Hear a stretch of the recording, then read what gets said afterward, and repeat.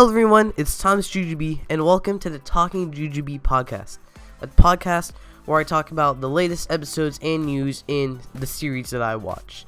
Now, I know this video is really late. I don't know when it's going up, actually, but basically, it's really late. That's because I've been kind of sick, and my voice hasn't been the greatest, so I waited until it got a little better. I'm still a little sick, but my voice actually sounds better and I can actually talk. So yeah, and there's not too much to go over. There's just obviously the latest episodes. There is a new trailer for Rescue Bots Academy that I'm going to talk about, and other than that, yeah, let's get to it. So the Rescue Bots Academy trailer actually was pretty cool. It wasn't very bad, it wasn't terrible. Yeah, it wasn't terrible, it wasn't very bad, it was just okay. I mean, it was cool. So it's, it's for little kids, so I'm not really expecting too much of anything from the show because it's, again, for little kids. It's probably not going to appeal to me because I'm not a toddler, but I mean, the trailer was still pretty cool. I like kind of the music they had in the background. I think it's obviously animated by the same company that's going to be animating Cyberverse, Transformers Cyberverse, and I mean, I like this animation style. It's kind of like this weird 2D combination with 3D, if you know what I mean. Like, it looks kind of strange, but it's actually really good looking. It's really nice. So if that's the animation style they're going to be using for Cyberverse, yeah, I'm okay with that. I like it.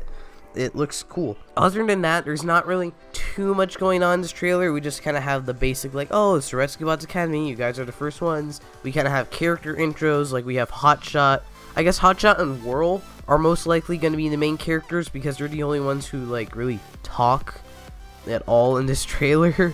I mean, the only of the main cast, or the main little characters, the little robots, they're the only ones that actually talk, I think. So I guess they're obviously our main characters, my bad. So that's cool. That's fine. We also see Cody from the original Rescue Bots in it, so I guess, like, confirmation this is part of the same universe. It's kind of cool that we see Cody again, just kind of to tie it all back together. Makes me wonder how far in the future is this, because again, it's not straight up just Cody taken from Rescue Bots. He's a lot older, like, he sounds older, he looks taller, so it makes me wonder how far in the future is Rescue Bots Academy in the continuity for, Cody to be this old. So I don't know, that makes me wonder. And then the other thing to talk about in the trailer is it's Optimus Prime. Okay, so this Optimus Prime, he appears in the trailer for a quick, like, maybe 5 seconds, 2 seconds at the most. And, like, basically, from the neck down, he looks fine. Like, it has, like, a cool kind of design. Looks a little strange, but I'm okay with it. It looks fine. It looks like Optimus Prime, right? And the voice is not Peter Cullen. And maybe some people will be upset with that. Oh, it's not Peter Cullen. It's like a different voice actor that sounds like they're trying to do their best Peter Cullen impression, like most non-Peter Cullen actors for Optimus Prime. But I mean, it's not that bad. Maybe because it is farther in the future in the aligned continuity, maybe this is what Optimus sounds like when he gets a lot older. But anyway, so I mean, it's fine. Everything about this Optimus Prime is fine, except the face. The face is scary.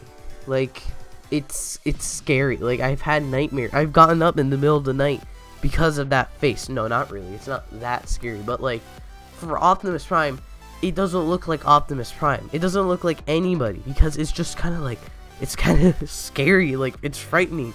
It doesn't look good at all. Like, the panels are in the wrong places. He has this weirdly proportioned chin. This Optimus Prime's whole design is just kind of weirdly proportioned. That face is the stuff of nightmares.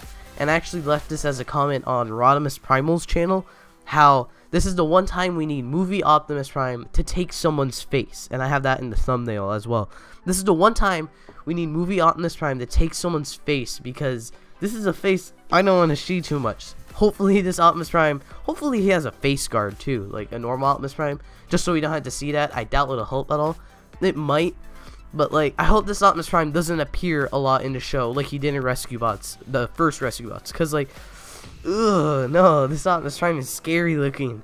So, I mean, other than that, it's just, you know, it's just, the trailer is just kind of like, oh yeah, look, here's the show, they're going to be doing this, they're going to be doing that. The main thing to take away is just kind of character looks and the animation and the Optimus Prime. Ugh. But I mean, I'm kind of looking forward to this, but again, since it is going to be aimed at younger children, I'm probably not going to enjoy it too much.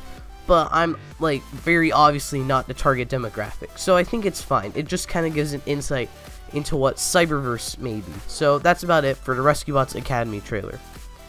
Now we move on to the awesome episode for Powder Ranger this week. And I mean, like I just said, it was awesome. I love Powder Ranger, Lupin Ranger versus Powder Ranger so far. I just have Powder Ranger written down, so that's why I said it. But this series has been killing it so far. I really, really love it. So we start off with basically the Zamigo. We start off with Katro. He's like walking down, and Zamigo walks by, and I'm like, no, we're gonna get. I thought this was in the past, so I was like, no, we're gonna see Zamigo has influence on the Powder Rangers as well. This guy is pulling all the strings, and then like literally right after I thought that, I like ate my words because he just leaves and he has no effect on the rest of the episode. So I was like, oh I just ate it. Ugh. Which I mean it isn't bad. I'm actually kind of happy Zamigo doesn't have an effect on them, because again, like I just said, maybe it would seem like this character is pulling too much of the strings, like he's too much of a plot convenience. And we also find out this wasn't in the past, it was actually in the present, so that's probably for the better. He didn't do anything. He was more of just a comic relief moment in this episode, but I guess he's also a build up to next week's episode, which I'll talk about at the end of this. Then we see that Kogure is in the cafe, or I think it's called a bistro. Like I've been calling it the Cafe Juror, I think, where the Lupin Rangers hideout is.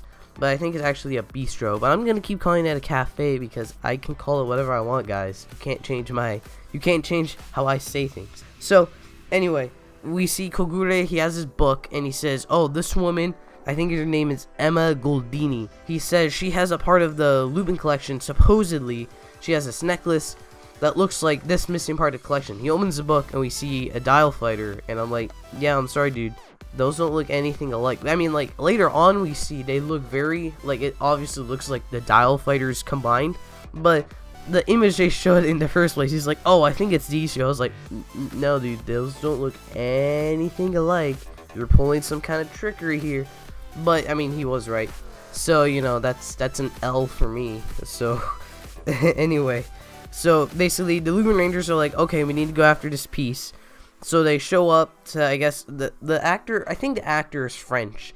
Basically, this character is French. She's like speaking French, something I didn't really notice because I'm not fluent or in French or Japanese. So I didn't really tell the difference between them at first until later on. She's like, oh, I'm speaking Japanese. I can speak Japanese. I was like, oh, you weren't speaking Japanese? Oh, never mind. So this also shows like kind of we're having a lot of diversity in the series, which is great to see. Because we have Hilltop is obviously African American, he's not Japanese. Emma Goldini is obviously like French. So that's cool. We have a lot of diversity in the series, which is something that's not really done a lot in Sentai. Like, think the whole cast last year of Q Ranger. We have 12 Rangers.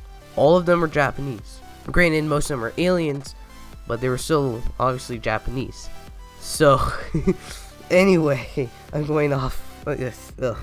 So basically, we see the Lupin Rangers. They break into the building, and they're fighting this monster that has appeared, and is trying to steal the necklace from Goldini. And the Lupin Rangers are fighting her off, or not her. They're fighting the monster off, and then basically the monster says like, "No, you can't have the necklace." And then Goldini's like, "Oh, you're trying to steal it too?" And it actually occurred to me, this is the first time we had the Lupin Rangers actually stealing something, because I think up to this point all they've been stealing are the Lupin collection pieces, which isn't inherently a bad thing, because it's like the Powder Rangers are like, you thieves, why are you stealing? And it's like, dude, they're stealing from the monster. They're not like stealing from a bank. They're stealing from the monster you're about to destroy. It's not a bad thing if they're stealing from, you know. So this is the first time you're actually like stealing from someone, which is honestly kind of cool to see. and they're actually being thieves for once, like full-on thieves. And then right before the intro starts, we actually have a moment where Lupin Red's chasing after Goldini.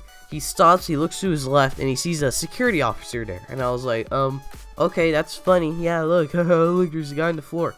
And then after the intro, we see that Kairi, Lupin Red, has switched into this officer's uniform, and now he's trying to, you know, trick the woman. So I was like, oh, this silly moment was used for plot relevance. Yay!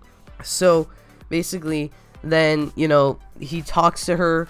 He's still disguised as I'm skipping over a lot of stuff. The Power Rangers show up, fighting off the monster. The monster escapes.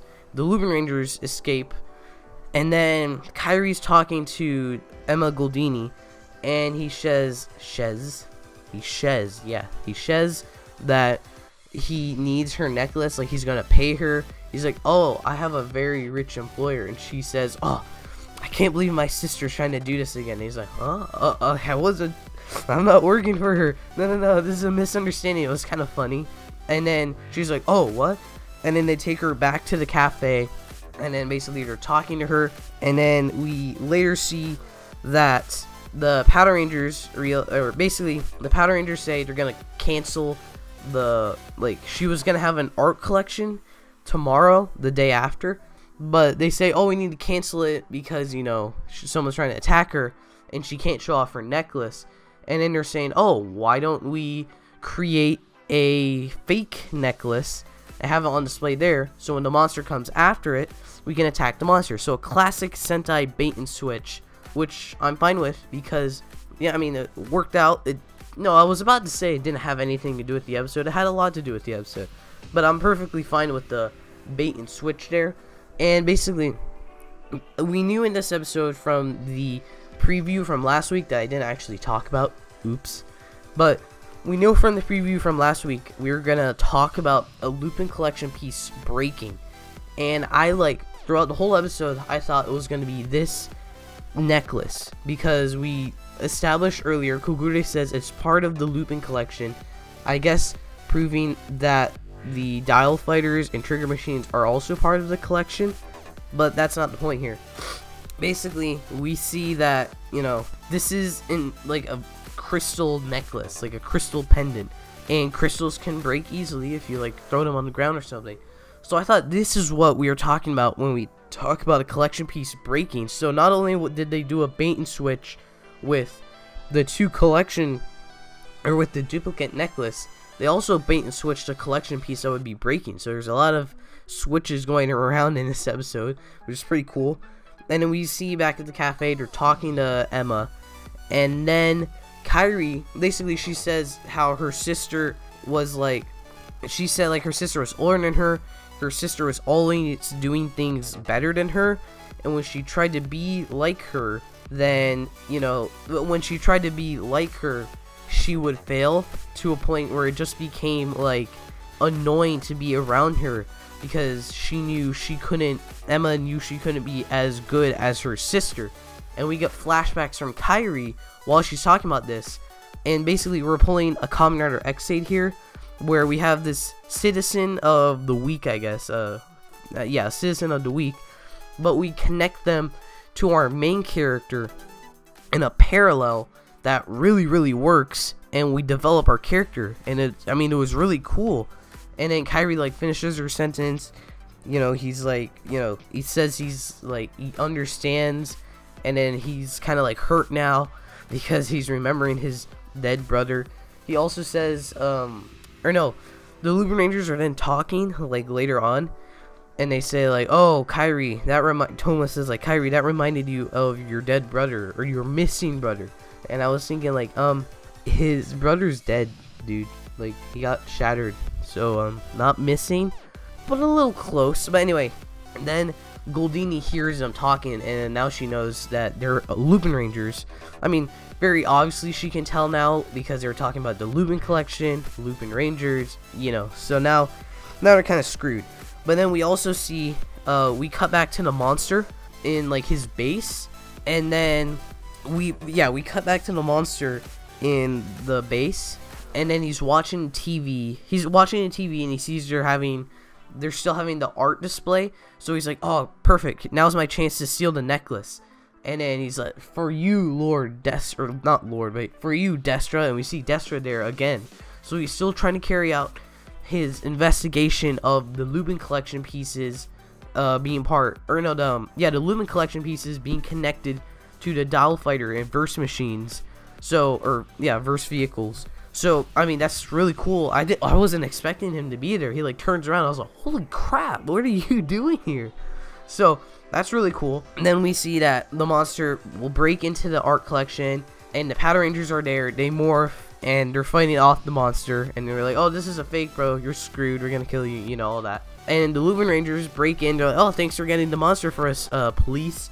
And we have a three-way battle going on, which I always love. The three-way battles in the series are always really cool.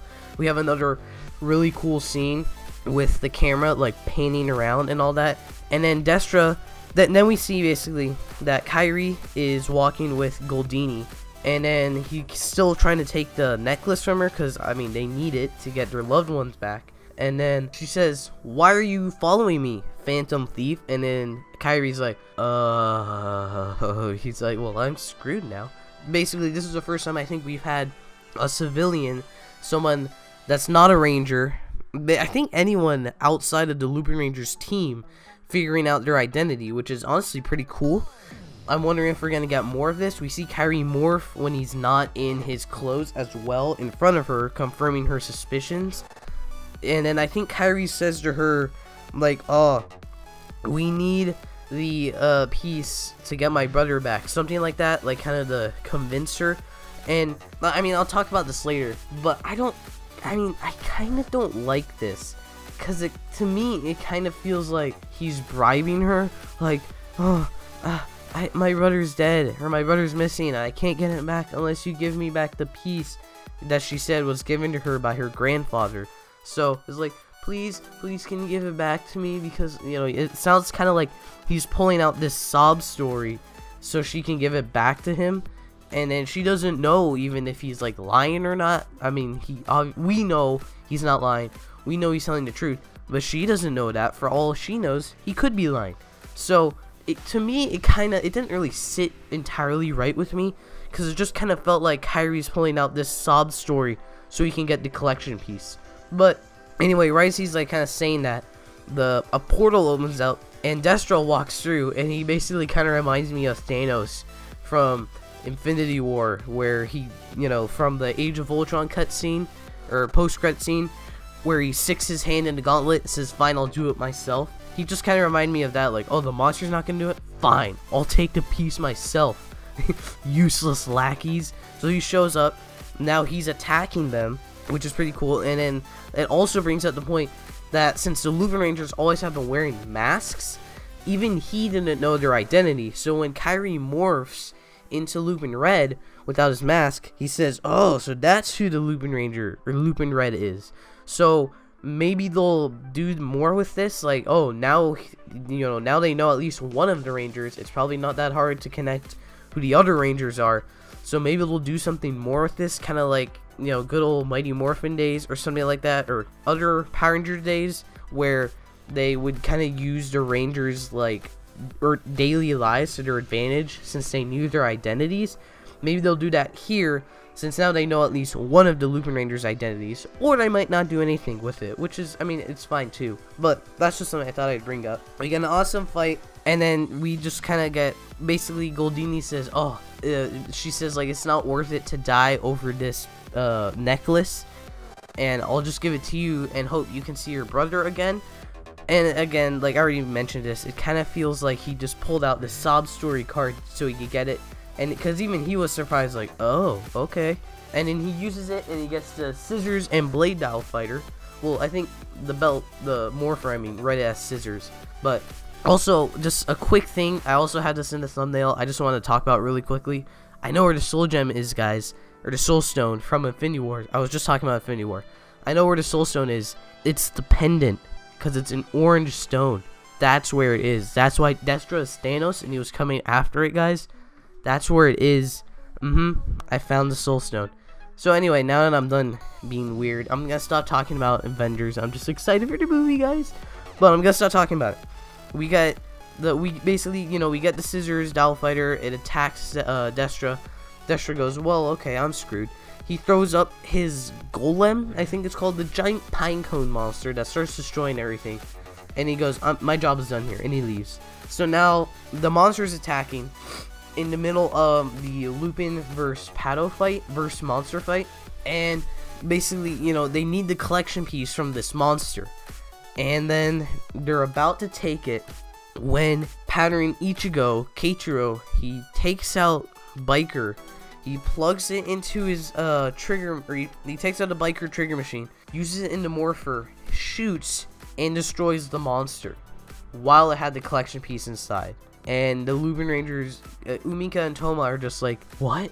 And I was like totally expecting them to turn around, guns blazing, just like attacking the Power Rangers. They don't. They're just like in shock. They just like got on their knees and they're just looking at the floor, and they're like questioning it felt so sad. Like, you knew this, like, the weight of what happened, and it really felt terrible because Kairi just got the collection piece they needed. He just got a piece of the collection, the one they were going after. He just got it, and now it'll be like all for nothing because they lost a piece. So that you really felt the weight of that. So, and then sadly they kind of just gloss over it really quickly, because then Good Striker appears. They form Paddle Kaiser, they're fighting the monster, and then Good Striker's like, oh, I'm not feeling you guys, and he disengages the transformation because, he's that kind of guy.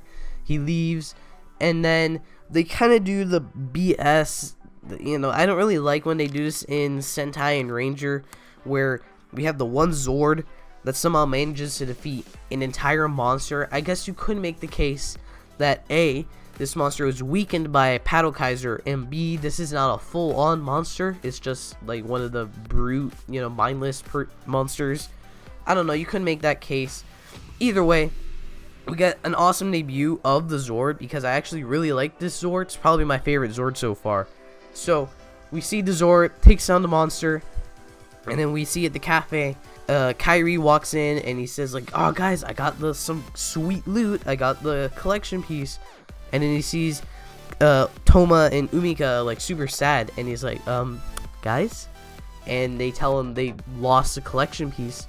And that's where we end the episode. So I have a few theories about what happened, or not. Yeah, I have a few. I think that one of them is that this monster never had a piece of the collection. Basically, I feel like earlier when he says I have a collection piece, he says I have a collection piece. The safe glows green, and he uses green lightning. And we never see the collection piece. He kind of says, oh look, I have a collection piece, but he never we never see it. The green lightning came from the green safe, the safe glowing green, when normally it'd be like a different color. So like the fire from the monster in the first episode, he had red fire. He had like normal fire, not green fire. But this monster used green lightning. So, I don't know, this maybe seems like the lightning maybe was this monster's power. Maybe he never had a piece of the Lupin collection. That's maybe one thing. Or, maybe this monster had the power to teleport. Because we see that, basically, every time a monster gets destroyed in the series, they leave behind their safe, so that Goshe can grow them. In this episode, the monster gets destroyed, but there's no safe left over, meaning this monster technically maybe wasn't 100% destroyed. So maybe he, like, the collection piece he had another ability to teleport. So had another ability to teleport. So maybe he used this ability at the last second so he could get away. And now he still has this collection piece, but the Power Rangers don't know it, or the Lupin Rangers, my bad. The Lupin Rangers don't know it, and they just assume it got destroyed.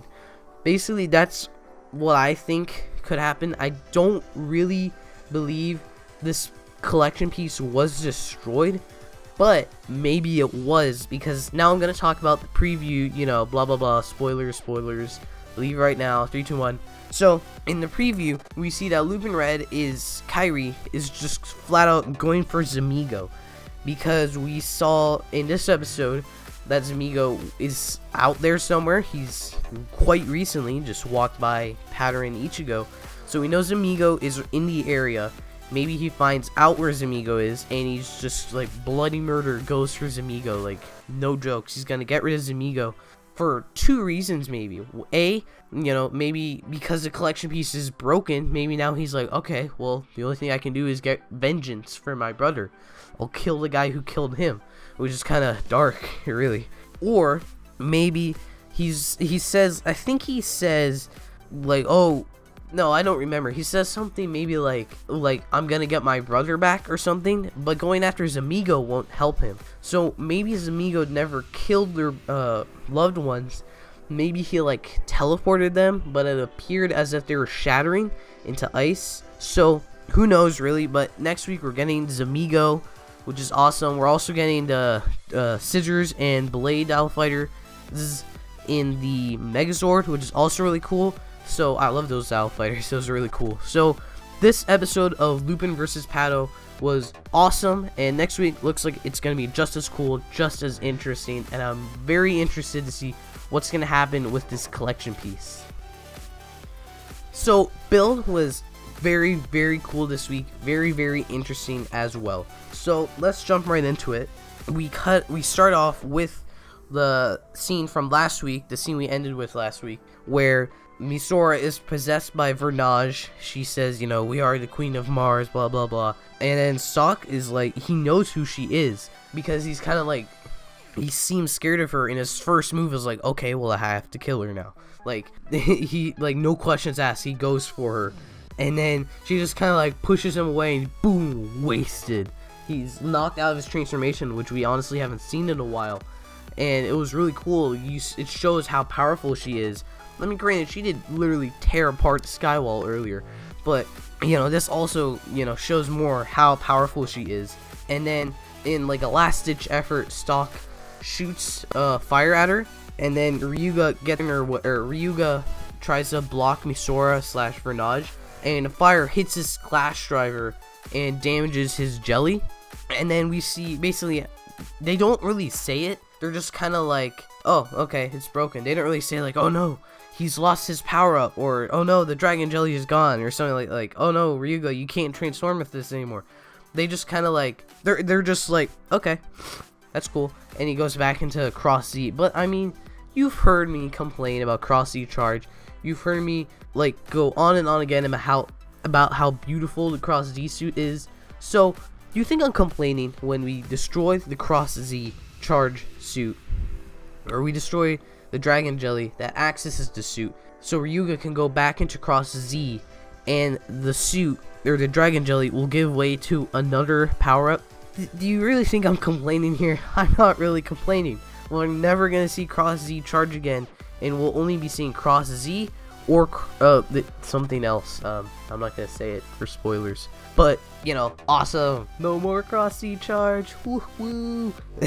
So, anyway, then we see we're in the cafe. I just realized there's cafes in most seasons of Toku right now. That's a little awkward. But they're in the cafe, and Vernage isn't actually glowing. Like any other time we see her, she's like glowing, her hair's being weird. She's just kind of like casually sitting down and talking to them, which is pretty cool. And then, they're talking, and then Ryuga and Grease are like talking to each other. They're like, can we trust her? Or so, like, what's wrong with her? Something like that. It's really funny. I love this cast. They're really great together. And then she says something like, oh, you don't know who you are, to Ryuga. And basically, maybe like Evil is Ryuga. Maybe Evil isn't. No, I don't know. That's kind of like a thought I had at first. Something else in this episode later confirms it, or not confirms it, changes that. But she says you don't know who you are. So Ryuga's obviously something special here that we don't really know about. So I'm looking forward to see what that's gonna be. And then they're in the lab. Misora passes out, or Vernage passes out. Misora's body is gonna return back to normal. We don't see Vernage for the rest of the episode. And then they're downstairs, and they're kind of like playing with these spheres, like, okay, this is Misora, now it's Vernage, this is blah blah blah. It's really funny. I love the cast, as I said just now. Like, it's so funny. And then they basically ask Ryuga,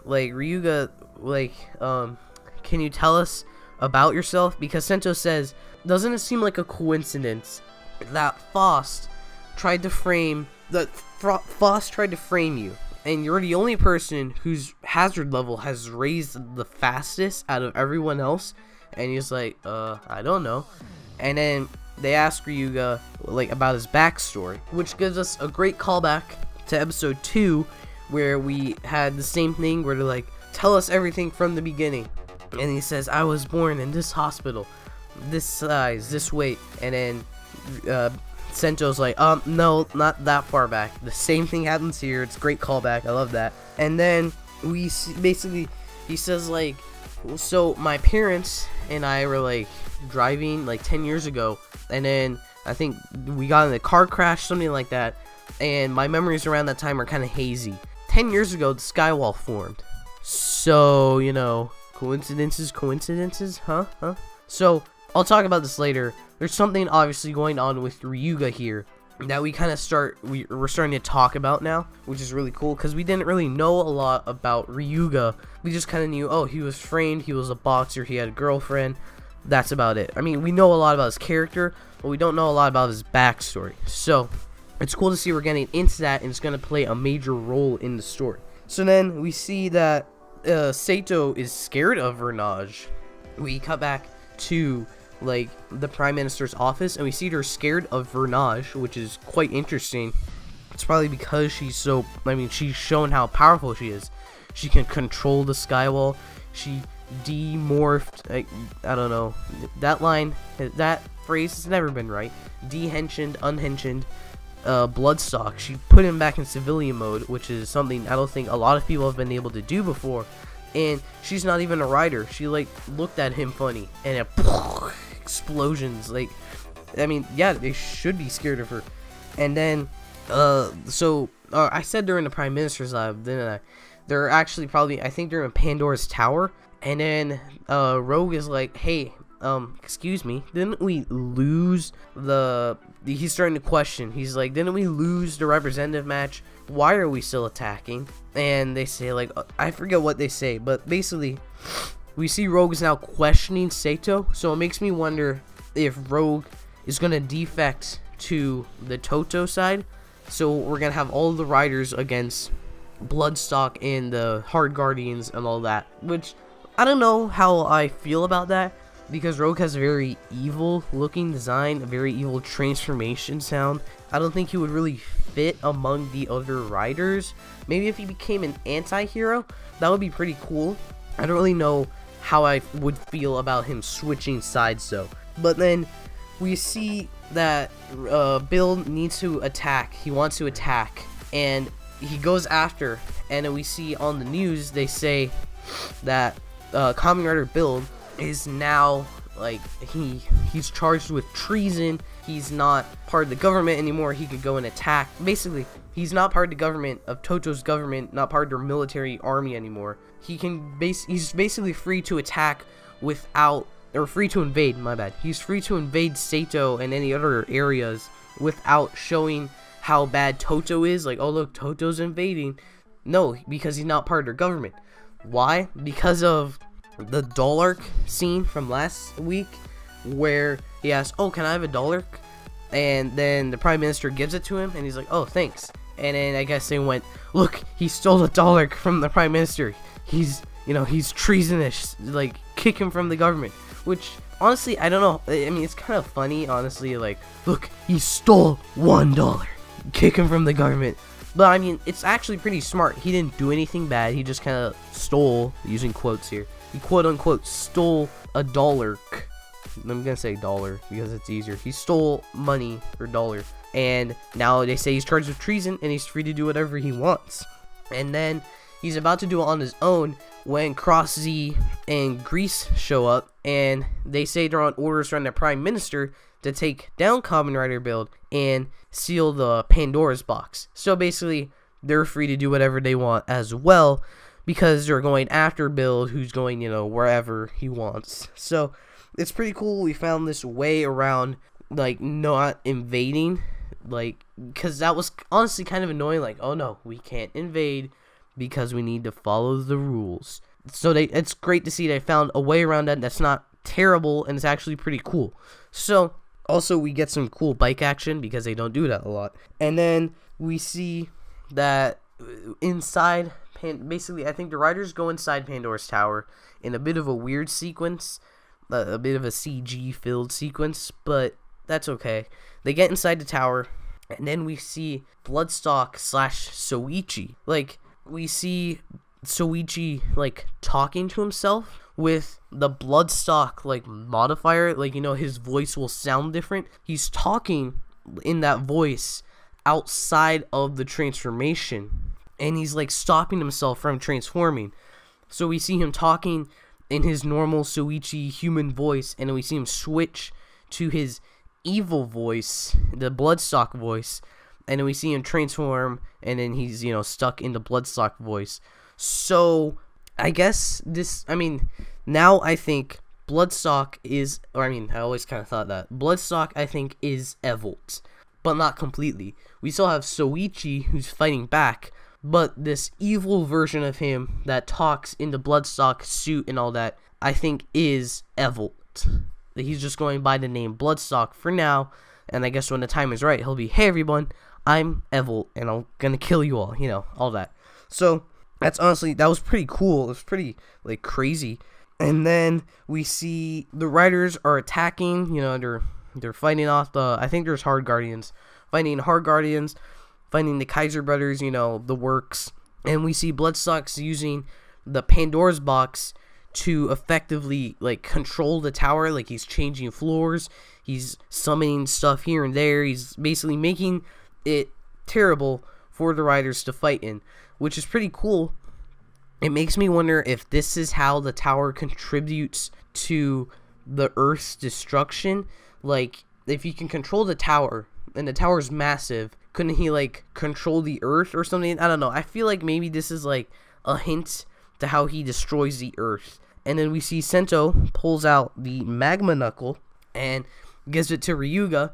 Ryuga's about to use it to transform, and it doesn't work, and I'm sad because I want to see the form. But he uses it as a weapon, and it's pretty cool as a weapon. I love the like the standby sound with like the rock guitar, and I like the butter bun sound. So I mean, it's still cool as a weapon, which is, I mean, it's awesome as a weapon. We see he plugs in, I think, Taka, and he like uppercuts a Kaiser brother, and he like is blown sky high. So it's, I mean, it's an effective weapon just as a weapon. And then we cut back to the cafe where Salwa is talking to Misora and says that she found information on Ryuga, and like, well, I think she couldn't find information on Ryuga, so he might be an alien, and that's where we cut the episode off. So honestly, there's not much to talk about in the preview. I'm gonna talk about the preview, you know, spoilers. So the preview, I think we're gonna discuss if Banjo Ryuga is an alien, which would be really interesting. Maybe he like escaped Mars, maybe he's being possessed by an alien, but he doesn't know it, which would be really interesting because we see Bloodstock is being possessed, Misora is being possessed, maybe Banjo's being possessed, but again, he just doesn't know it. That would be pretty interesting. It would be cool to see, kind of like to dive into that. We also hear Rogue telling somebody that it has been Bloodstock's plan to get Ryuga at a higher hazard level, so that makes me wonder, like, why is he telling them this? Why is he helping them? But we also see Rogue fighting, so like fighting against them, so that makes me wonder, kind of like, again, like I mentioned earlier, is Rogue gonna switch sides? I don't know how I feel about this. Maybe he'll be an anti-hero, he's just not really a part of anyone's alliance.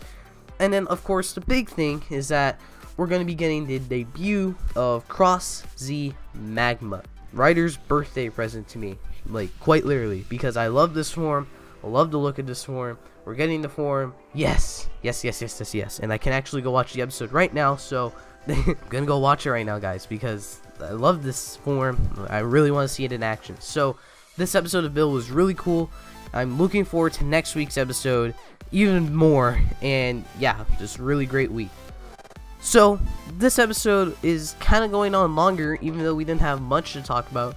We had a cool trailer for Rescue Bots Academy, awesome episode for Lupin vs. Pato, and awesome episode and awesome things to look forward to in Kamen Rider Build. So let me know what you thought of these episodes in the comment section, and I'll see you next time. Thank you for watching.